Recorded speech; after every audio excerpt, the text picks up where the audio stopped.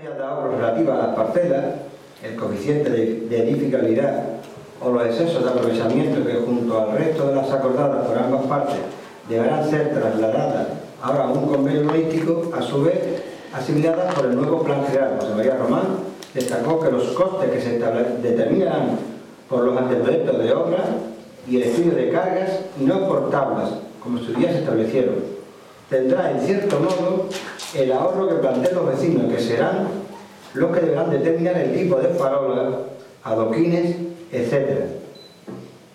Entonces serán los que determinen el proceso de urbanización de su zona. Es por ello, destacó que yo siempre he preferido y prefiero hablar de cantidades al coste y no de tantos por vecinos más o menos elevados. En definitiva, ustedes los vecinos tienen la palabra. Quiero decir con esto, porque me remito a las declaraciones del equipo de gobierno, en donde se decía que entregado el documento se había hecho una importantísima gestión. Ustedes lo recordarán. El gobierno municipal, este gobierno municipal que trabaja mucho, ha hecho una importantísima gestión. Y gracias a ello se va a tener un ahorro de costes del 40%. Porque se va a reducir la parcela mínima, la edificabilidad o la urbanización. Y esto estaba ya dicho por el gobierno que yo presidía entonces a 31 de marzo del año 2011, porque era lo que estaba en el guión, de la voluntad del gobierno, de lo que se firmó con la plataforma de AGB y de lo que estaba, por tanto, redactando el equipo de territorio y ciudad. Por tanto, no hay novedad alguna en la rebaja del 40%. Y es más, los elementos para esa rebaja son elementos de bajada de edificabilidad, si hay menos edificabilidad hay menos coste, bajada de parcela mínima y concreción del proyecto de urbanización conforme se planteen por parte de los vecinos. De tal manera que esa rebaja del 40% no supone en modo alguno que al otro particular vaya a pagar a ese vecino que va a disfrutar los servicios una parte, ¿no? Aquí hay un principio básico e inamovible para nosotros, y es: usted quiere los servicios, usted los paga. Y el esfuerzo que se hace en el documento que dijimos entonces, que firmamos con la plataforma, era que se iba a poner menos edificabilidad y la parcela mínima lo más pequeña posible que permitiese la ley del suelo en cada caso, y la urbanización también a los elementos mínimos esenciales, y eso suponía ese ahorro, pero un ahorro en costes, y por tanto un ahorro en costes y un ahorro en el pago. Pero el ahorro en coste, quiero aclarar, no es un ahorro porque otro lo vaya a pagar, sino simplemente porque va a costar eso, porque lo que decíamos, y ese era el compromiso, y ahí continuamos, que se va a pagar, se tendría que pagar lo que verdaderamente costase, ¿no? Insisto en que, por tanto, viales, edificabilidad, dotaciones, equipamientos, toda esa particularidad ya estaba cerrada, ya estaba acordada, y ya estaba planteada, y ya estaba comunicada, ya era de conocimiento. Luego, no hay gestión nueva por parte del gobierno municipal, del señor Marín, y no hay nada nuevo. Solo hay lo que había. Solo hay lo que había. Tengo que decir, por otra parte, que es de tremenda importancia que el plan general se apruebe. Y para que se apruebe, tiene que hacerse la aprobación inicial con carácter inmediato. Tiene que salir la información pública ya. Y el gobierno no puede marear la perdiz y no puede estar dejando pasar el tiempo porque no se atreva a asumir responsabilidades. Porque además el plan es el plan de la ciudad, de toda la ciudad. No es el plan de las áreas de arborización, que es importante, pero que está sobre todo el plan de toda la ciudad. Y nos parece que hace muy mal el gobierno en no asumir la responsabilidad de tramitar un planeamiento y dejar pasar el tiempo porque no quiere asumir el peso que supone concretar las cosas en los términos que legal y jurídicamente son posibles. Aquí hay una cuestión de y un interés especial del gobierno en no tener aprobado plan alguno y no sacar documento alguno para no tener la erosión de no cumplir con las expectativas de lo anunciado cuando no era gobierno. Eso le pasa a los dos socios del gobierno. Han prometido una serie de cosas y el marco de lo que está plasmado en el documento no tiene nada que ver con las promesas. De ahí que el plan esté durmiendo en el cajón de los sueños, para no tener que hacer visible, y entonces se está trasladando las cosas de manera inexacta, anunciando al gobierno que hay reducción de algo que ya estaba contemplada hace año y medio y que estaba cerrada, y además en un documento que se llevó a pleno municipal. O sea que ustedes recordarán, ¿no? Yo, como les digo a ustedes, que en eso que estoy trasladando, como ha dicho un compañero de ustedes de los medios, no toca informar y no gritar. Toca informar y no gritar. Y toca informar, por ejemplo, también de las alegaciones pactadas con la Junta de Andalucía. Nos llama poderosamente la atención un documento que sabemos que ha sido consensuado entre la Junta, el gobierno municipal diga que no sabe nada. Eso es inasumible. Estamos dejando pasar un tiempo precioso, un tiempo muy necesario para el tema principal que a todos nos preocupa, que es el empleo, porque no cabe la menor duda de que bueno, con el plan general no es que no va a cambiar la unidad, pero sí cuanto antes se tenga, sí va a ser la mejor manera para que estas sean herramientas potentes para poder activar la economía. Fíjense ustedes que nada se dice sobre nada. Son las inundaciones, por ejemplo, en donde también el gobierno decía que iba a hacer unos planteamientos exquisitos, son las inundables nada, y se trae una propuesta sobre el marquesado que es la misma propuesta que se nos entregó a nosotros como gobierno en aquel entonces por parte del equipo de territorios. Es decir, no hay ninguna novedad.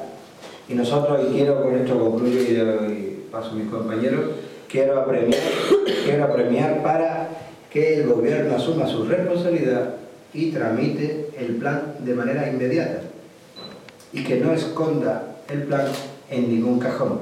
No puede ni pasar desde mayo hasta julio para que se entregue formalmente, porque el gobierno no ha querido que se entregue, y ahora no puede pasar desde julio hasta diciembre o hasta enero, en donde esté el documento ahí y estemos esperando a ver qué es lo que ocurre, porque es que cuando menos nos demos cuenta llevamos otro año más perdido y no está la cosa como para perderse.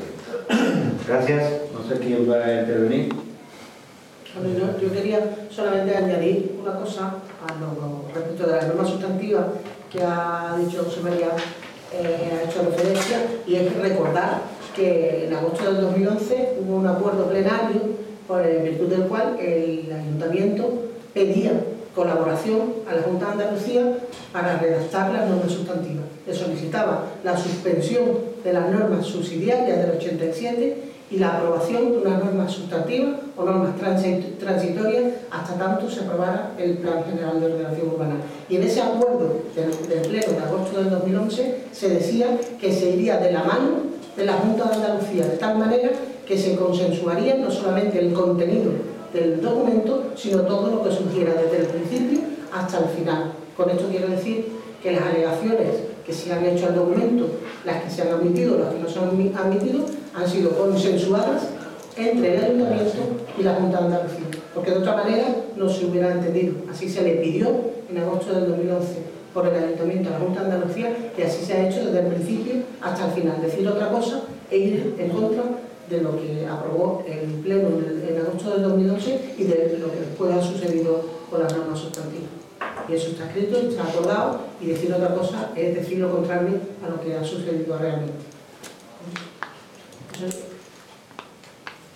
Bueno, no solamente ratificar una de las cosas que ha dicho nuestro portavoz, José María Román, y es que el plan debe abarcar muchas más cosas que lo que es el diseminado, y de eso no estamos hablando. Y en el documento que tenemos ahora prácticamente nada más que se habla del diseminado, y sin embargo hay importantísimas decisiones para el futuro de Chiclana que hay que tomar ya. Por ejemplo, se está hablando del tranvía por ahí, en las oficinas de la Junta de Andalucía, etcétera, etcétera, y lo que diga el plan general es determinante sobre el asunto. Es decir, si el plan general sigue manteniendo, y pongo este ejemplo como cualquier otro, si el plan general sigue manteniendo el trazado del tranvía que existe hasta ahora, pues discusión acabada. Discusión acabada. Entonces, es como está. Entonces, creo que nuestro portavoz lo ha dicho muy bien. Creo que Marín está haciendo una obra de teatro porque no quiere asumir decisiones que sabe que son inexorables, está engañando a la gente y bueno, y esta decisión hay que tomarla ya, porque si no se toma ya, significa que vamos a perder 4 años, directamente 4 años. Entonces hay que pedir un poco de responsabilidad a este señor, al señor Marín, si es que todavía le queda alguna, y que, bueno, que ya se tome la decisión de aprobar inicialmente el documento, aunque eso significa levantar el telón del teatro que están haciendo para ocultar esta situación de reivindicaciones imposibles que están teniendo entre los dos grupos de gobierno. Pues si tenía alguna pregunta, que se han hecho allí siempre, pero por ejemplo, ya que he leído eso de la estación de bombeo y tal, allí se ha cometido una medida a otros años anteriores, que ha sido una cuneta que habréis visto, una cuneta abierta, que es lo que se podía hacer, y los vecinos habían acordado en aquel entonces hacerse cargo de la estación de bombeo y tal, por un suelo que se tenía que ceder por parte de un propietario. Eso quedó ahí pendiente y evidentemente hay actuaciones de emergencia que hacer, pero hay otras en donde la administración, para hacer inversiones, simplemente lo digo a título informativo, tiene sus dificultades. Es decir, una inversión en un suelo, el expediente administrativo supone disponibilidad del suelo, autorización del expediente de consignación, la consignación presupuestaria y los informes técnicos que hablen de la viabilidad. Es complejo aquello de la disponibilidad del suelo y los informes urbanísticos, salvo las emergencias, los informes urbanísticos para hacer una actuación de ruralización, que dicen los arquitectos, de Urbanización. Eso es lo que en el campo hablan de suelo urbano, ¿no? Hacer unas inversiones en sitios en donde la calificación del suelo, pues la cosa es un poquito compleja, ¿no? Entonces, las actuaciones de emergencia sí se pueden acometer, pero las actuaciones de inversión pues tienen que estar en el contexto de lo que el suelo lo permite, ¿no? Ahí va a haber hay dificultades, ¿no? Ojalá efectivamente se puedan actuar en la mejora de los espacios, pero al mismo tiempo garantizando que hay una norma máxima, ¿no? Y es que los servicios y las mejoras en aquellos suelos que han sido urbanizados sin licencia correspondiente tienen que ser asumidos los costes por los mismos, que son los que están disfrutando de esa vivienda, ¿no? Porque si no se rompe el equilibrio. Y es verdad que es una anécdota, se puede calificar de anécdota, el caso de un punto concreto, pero los puntos concretos en Chiclana pueden ser muchos y por tanto la ruptura de la caja, de las arcas, sería absoluta y el desequilibrio entre unos y otros sería total.